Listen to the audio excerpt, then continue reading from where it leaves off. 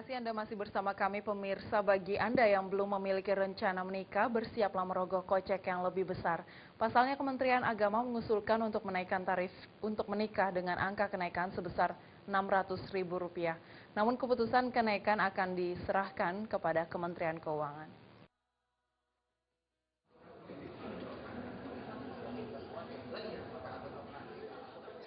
Polemik kantor urusan agama dalam penerimaan biaya jasa menikah yang dilakukan oleh penghulu belum menemukan titik terang. Pasalnya penetapan biaya nikah perlu dibicarakan oleh banyak pihak, terutama oleh Kemenkyu serta KPK. Hal tersebut disampaikan oleh Menteri Agama Surya Dharma Ali yang mengungkapkan berdasarkan hasil rapat koordinasi yang pertama yakni melakukan revisi peraturan pemerintah nomor 47 tentang tarif penerimaan bukan pajak. Kemenak mengajukan tarif sebesar Rp600.000 sebagai biaya pencatatan nikah di luar KUA. Kemudian draft tersebut lalu mendapatkan masukan dari Kemenkyu, KPK, serta Bappenas yang beranggapan tarif dapat berdasarkan golongan serta letak geografis.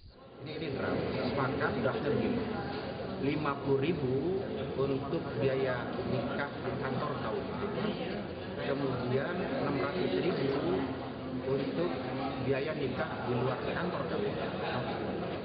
Nah, pada rapat koordinasi yang kedua dengan KPK, Kementerian Agama, Kementerian Keuangan, Bappenas dipertajam. Usulan dari Kementerian Agama itu dipertajam. Nah, dipertajam itu ada yang berpandangan dibikin beberapa tarif. Ada yang berpandangan Rp50.000, begitu ya. Nah, tapi perlu dicatat di sini yang memiliki otoritas menetapkan angganya berapa itu adalah Kementerian Keuangan. Posisi Kementerian Surya Dharma Ali menambahkan yang memiliki otoritas untuk menetapkan tarif tersebut adalah Kementerian Keuangan. Kementerian Agama sendiri hanya sekedar mengusulkan. Namun dirinya berharap tarif tersebut nantinya dapat dilaksanakan oleh seluruhnya dan jangan sampai menimbulkan interpretasi baru. Dari Jakarta, Agus Purwoko melaporkan. Ya, Cemi Watulinggas alias Samuel, pemilik Yayasan Panti Asuhan Samuel di Sumarekon, Serpong, Tangerang, Senin siang, menjalani pemeriksaan di Mapolda Metro Jaya. Samuel diperiksa sebagai terlapor kasus dugaan penyekapan dan penganiayaan terhadap anak-anak di Panti Asuhan.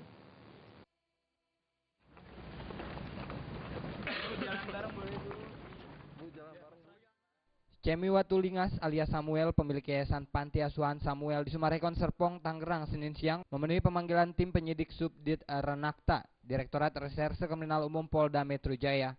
Samuel dipanggil untuk menjalani pemeriksaan perdana sebagai terlapor terkait kasus dugaan penyekapan dan penganiayaan terhadap anak-anak di Panti Asuhan. Baik, Mas Mel, gimana pemeriksaan kali ini apa yang disiapkan? Puji Tuhan, saya hari ini datang untuk menghormati proses hukum berjalan. Saya datang untuk memenuhi panggilan Polda Metro Jaya. Ada persiapan khusus Pak Samuel? Kasus pengacara aja yang lain-lainnya. Tanya Samuel yang menjalani pemeriksaan, istri Samuel, Yuni, juga tak luput dari pemeriksaan yang dilakukan oleh penyidik Subdit Renakta Direktorat Reserse Kriminal Umum Polda Metro Jaya. Yuni mengaku dirinya diperiksa sebanyak 17 pertanyaan dari penyidik. Sementara itu, terkait adanya dugaan tentang menelantarkan dan melakukan penganiayaan terhadap anak asuhnya, Yuni membantahnya. Sementara terkait beras berkutu, Yuni mengaku tidak mengetahui hal tersebut karena sudah tidak memantau selama beberapa bulan. Yuni menduga ada pihak lain yang membuat anak-anak asuhnya seakan tidak betah berada di panti asuhan. Yang kami tempati itu kontrak, ya, dari pertama sudah kontrak sampai kontrak terakhir itu 60 juta setahun. Kalau kalian semua lihat, teman-teman lihat itu seperti jorok, kumuh dan bla bla bla, memang kondisi terakhir seperti itu karena kami kan barang-barang yang udah rusak apa kan memang belum diberesin, belum dibuang. Bu, soal adanya pengakuan anak bahwa ada terjadi yang mereka ada yang digigit wajah bahkan sampai kemaluannya itu gimana tanggapannya? akan kami jelaskan ke penyidik. Sebelumnya pihak kepolisian daerah Metro Jaya telah melakukan pemeriksaan beberapa saksi dan melakukan penyitaan terhadap barang bukti milik Yayasan Panti Asuhan Samuel, Sumarekon, Gading Serpong, Tangerang, Banten. Saksi-saksi diantaranya pelapor, donatur, tetangga, panti asuhan, dan para korban anak panti asuhan yang diduga menjadi korban penganiayaan pemilik yayasan tersebut. Dari hasil olah tempat kejadian perkara, di Yayasan Kasih Sayang Ayah Bunda atau Samuel Home di Sumarekon, Serpong, Tangerang, Banten, penyidik kepolisian mengamankan sejumlah barang bukti yang diduga digunakan pelaku untuk melakukan penyiksaan. Dari Jakarta, Cikri Amin melaporkan.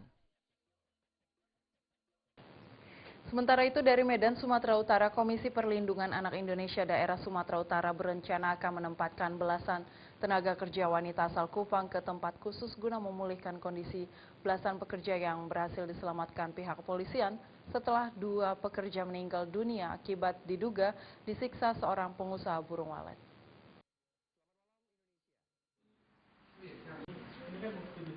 Sedikitnya 15 pekerja asal Kupang, Nusa Tenggara Timur ini dalam waktu dekat akan ditempatkan Komisi Perlindungan Anak Indonesia ke tempat khusus guna memulihkan kondisi psikologis belasan pekerja wanita yang menjadi korban penyiksaan seorang pengusaha burung walet di Medan, Sumatera Utara.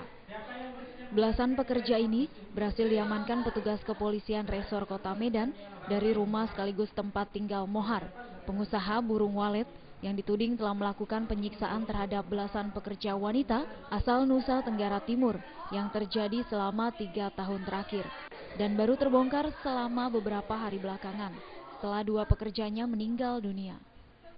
Selain menempatkan belasan pekerja ini, Komisi Perlindungan Anak Indonesia Daerah Sumatera Utara juga berencana melakukan penyembuhan terhadap 2 pekerja yang mengalami kesulitan berjalan setelah diduga akibat penyiksaan yang dilakukan sang majikan. Nantinya akan mereferal atau merujuk korban-korban ini ke P2TP2 miliknya Pemprov Sumatera Utara atau shelter rumah aman.